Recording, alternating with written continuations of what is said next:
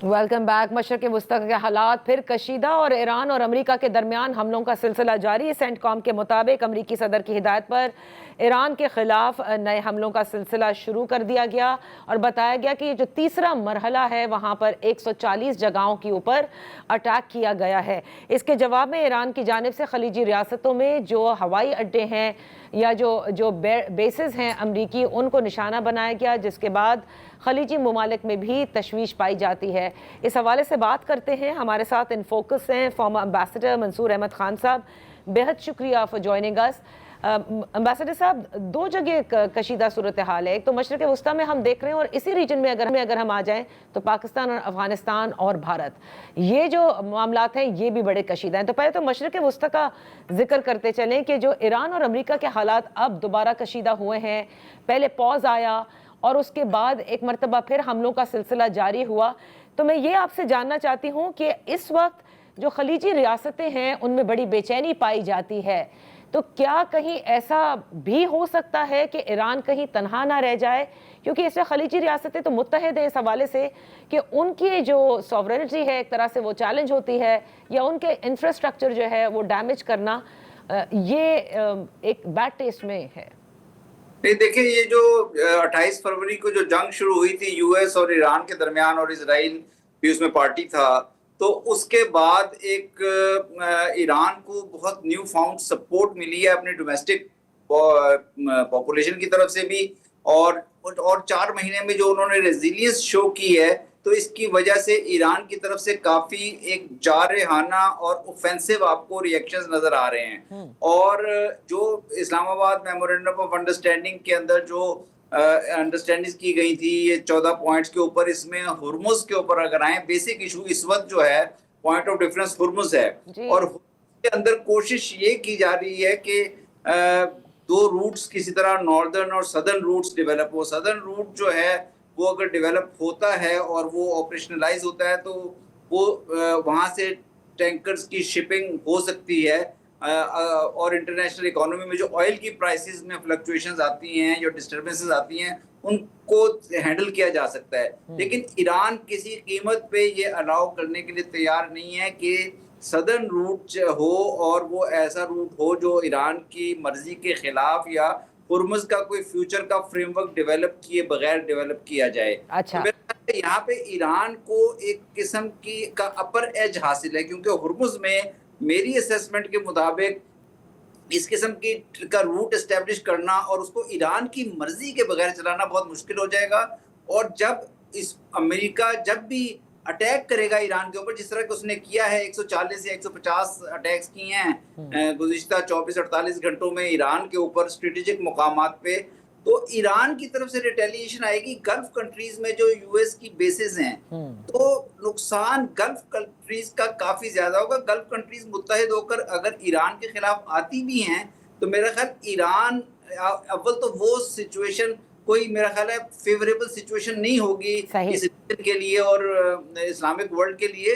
लेकिन ईरान के पास बहुत ज्यादा एक रेजिस्टेंस की फोर्स मौजूद है, तो अगर गल्फ और ईरान के दरमियान भी तनाज़ा इस किस्म की शिद्दत इख्तियार करता है, तो फिर मेरा ख्याल है आप ऑयल की प्राइसेस तो फिर बिल्कुल ही आसमान से जा लगेंगी। इंटरनेशनल इकोनॉमी बहुत ज्यादा डिस्टर्बेंस का शिकार हो जाएगी, बहुत ज्यादा मुतज़लज़ल हो जाएगी।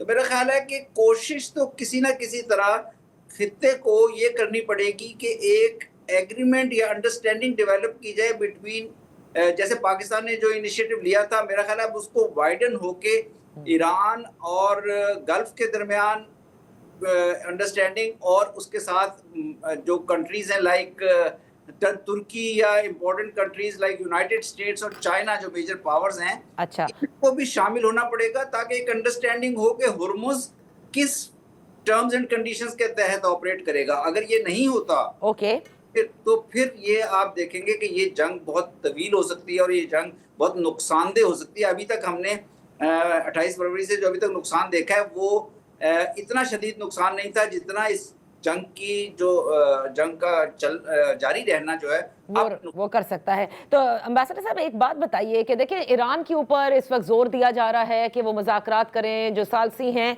और इसी रीजन के हैं वो भी ईरान से बात करते हैं, اپنی ناراضگی کا اظہار کرنے کے ساتھ ساتھ وہ چاہتے ہیں کہ مذاکرات ہوں، لیکن امریکہ پر دباؤ کون ڈالے گا؟ ان کے رویوں میں کوئی تبدیلی نظر نہیں آتی۔ صدر ٹرمپ بارہا جو ہیں وہ دھمکی دیتے ہیں ایران کو، اور اس کے بعد کئی دھمکیاں تو ایسی ہیں جس پر وہ عمل درآمد بھی ہو جاتا ہے۔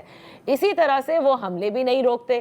یعنی پھر مذاکرات کس طرح سے آگے بڑھیں گے؟ امریکہ پر کیا واقعی کوئی دباؤ ڈال رہا ہے یا سارا دباؤ ایران پر ڈالا جا رہا ہے؟ نہیں، میرا خیال ہے لائحہ عمل جو ہے وہ ذرا مختلف ہونا چاہیے۔ وہ یہ ہونا چاہیے کہ اسلام آباد میمورینڈم آف انڈرسٹینڈنگ میں 14 بنیادی نکات کی نشاندہی کی گئی ہے۔ ان 14 بنیادی نکات میں سے ہر ایک نقطے پہ نیگوسیشنز ہوں گی۔ پہلا نقطہ آپ سمجھ لیں کہ ہرمز کا ہے، جو سب سے امپورٹنٹ نقطہ۔